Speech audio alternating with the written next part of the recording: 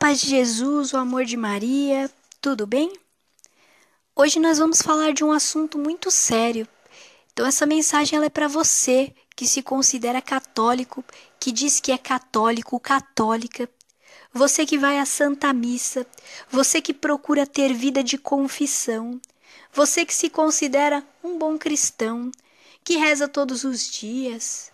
Agora é o momento que Nossa Senhora vai te chamar para o exército dela, para realmente ver se você é esse católico verdadeiro. E eu tenho certeza que sim, que você vai dar o seu sim, porque é para ti essa mensagem. E Nossa Senhora diz através do padre Stefano Gobbi, que é o fundador do movimento sacerdotal mariano, sobre o qual ela deu muitas mensagens. Todas essas mensagens que Maria deu para esse padre estão no livro do movimento, todas com a aprovação eclesiástica do Papa João Paulo II. E uma delas é a seguinte: Maria fala para ti, para nós: meus filhos, dai-me os vossos cansaços, porque eu não tenho mais ninguém com quem contar. Ou seja, Nossa Senhora só pode contar conosco, que somos católicos, que somos os únicos que temos amor para com ela. Então Nossa Senhora das Graças apareceu no Brasil, em Pernambuco, 1936. A aparição é de Nossa Senhora das Graças e foi perguntado a ela qual o motivo da visita, da aparição. Ela falou: avisar que vai vir sobre o Brasil 3 castigos. Foi perguntado: o comunismo vai tomar conta do país? Sim, Nossa Senhora falou. Vai haver uma guerra civil? Quase. E Nossa Senhora, junto com os castigos, é claro, ela indica os remédios, que logo mais eu vou falar para vocês, mas olha a nossa volta. Você está vendo um Brasil castigado ou um Brasil abençoado? Um Brasil castigado. Padre Agustín Fuentes, em 1957, foi até a irmã Lúcia. A irmã Lúcia é uma daquelas 3 crianças que viram as aparições de Nossa Senhora de Fátima, que houve essas aparições. E ele foi entrevistar ela. Nessa entrevista, a irmã Lúcia falou que estava muito triste, que Nossa Senhora estava triste, porque os bons não faziam caso das suas mensagens e os maus também não faziam caso das suas mensagens.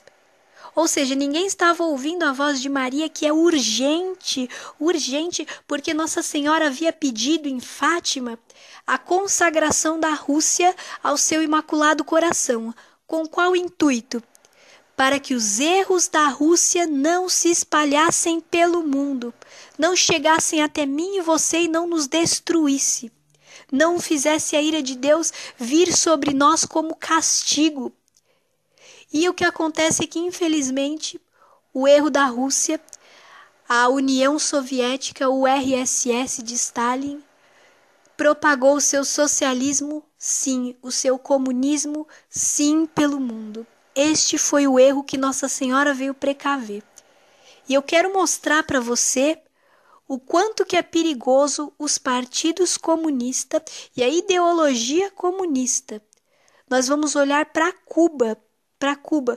Cuba, em 1959, eram cerca de 70% da população católica. Ou seja, grande parcela era católica. Hoje, depois do regime comunista, são apenas 30% de católicos, e desses 30%, desse povinho de 30%, é só 5% que vai na missa regularmente. E você sabe, meu irmão e minha irmã, que faltar na missa é pecar contra o 3º mandamento e que isso é pecado grave, é pecado mortal. E que o catecismo diz que se não se arrepender e morrer em pecado mortal, a alma vai descer imediatamente ao inferno.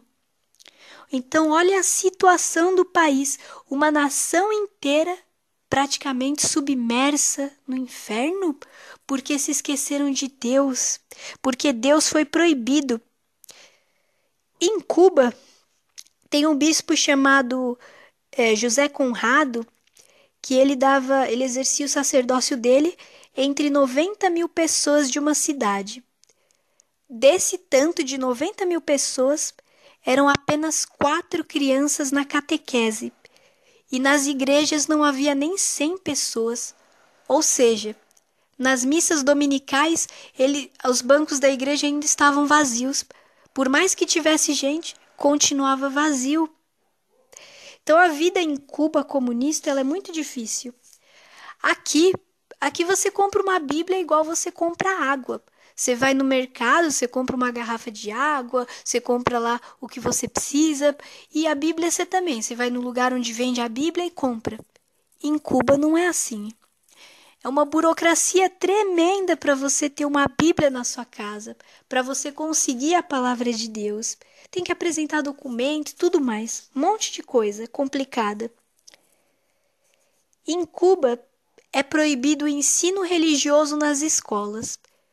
Então imagine o seguinte, que os pais eles já não estão indo na missa para buscar o conhecimento de Deus, eles não conhecem Deus, daí eles não colocam os filhos na catequese, as crianças crescem sem conhecer Deus. Vai para a escola, você não pode falar de Deus na escola. Então a criança cresce sem saber quem é Jesus. E daí vira um desses adolescentes que vai para a prostituição, para os vícios, se afunda. Por quê? Porque não conheceu o nosso Senhor. E em Cuba também não pode evangelização na rua. Sabe essas missas campais? Sabe o nosso bispo que faz missa de Corpus Christi no meio da praça, Aleixo Mafra? Isso em Cuba, negativo, só dentro da igreja e olhe lá. Sabe pastoral de rua que faz toca de Assis, que faz a missão Belém e tudo mais?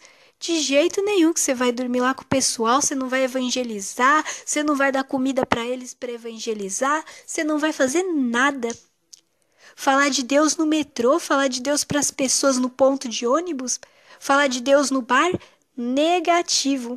Não vai evangelizar, não vai pregar a palavra abertamente, não pode ser assim. Não pode juntar, fazer missão aqui.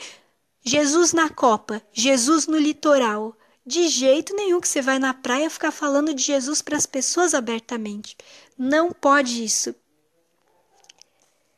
Tem restrição lá também, de reuniões religiosas.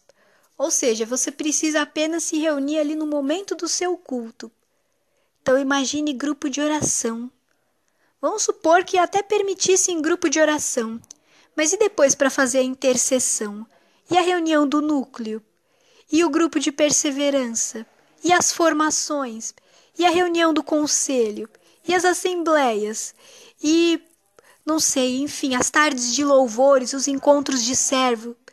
Nananina não, só o básico do básico e olhe lá.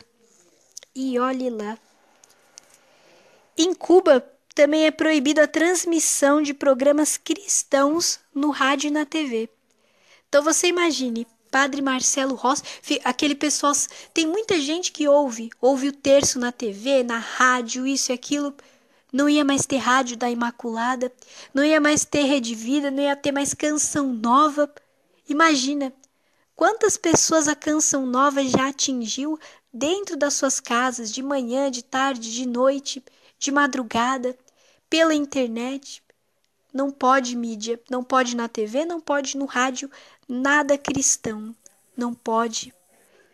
Então veja, Nossa Senhora veio aqui prevenir a ti e a mim desse tipo de situação. E ela indicou 2 remédios. Ela falou o seguinte: porque tudo pode ser mudado pela força da oração. Veja que o terceiro segredo de Fátima, ele diz respeito ao Papa sendo morto pelo governo, exatamente por comunista. E daí o Papa levou um tiro de quem? De um comunista, o Papa João Paulo II. Só que ele não morreu como na visão. Por quê? Porque a igreja intercedeu e aí o destino foi mudado. Da mesma forma, se Nossa Senhora vem aqui e fala, ó, vai acontecer isso, isso, isso, e nós conseguimos pela força da oração converter as pessoas, significa que o destino muda. Deus muda as coisas, porque não é uma previsão do futuro que Nossa Senhora faz. Nossa Senhora apenas fala pela lógica. Olha, se o povo continuar no pecado, vai acontecer isso. Mas se o povo sair do pecado, não. Como a cidade de Nínive, Jonas foi enviado a Nínive para pregar. Em 40 dias o Senhor vai destruir tudo isso daqui. E pregou. Aí o rei, até que enfim caiu a pregação no coração do rei, o rei convocou um jejum, todo mundo jejuou, os animais também tiveram que ficar sem comer. 3 dias e 3 noites se humilharam, choraram seus pecados, e Deus, que havia anunciado que ia destruir, pegou e usou de misericórdia. Por quê? Porque o povo saiu do pecado. Agora Nossa Senhora indica para mim e para você fazermos 2 coisas que vai afetar toda uma nação, vai afetar toda uma diocese, toda uma paróquia, toda uma igreja e vai salvar almas e vidas. Vai ser nós pagando pelos pecados deles. E que são esses 2 remédios? A devoção ao Sagrado Coração de Jesus e a devoção ao Imaculado Coração de Maria. Essas 2 devoções. Eu vou explicar o que é no próximo áudio.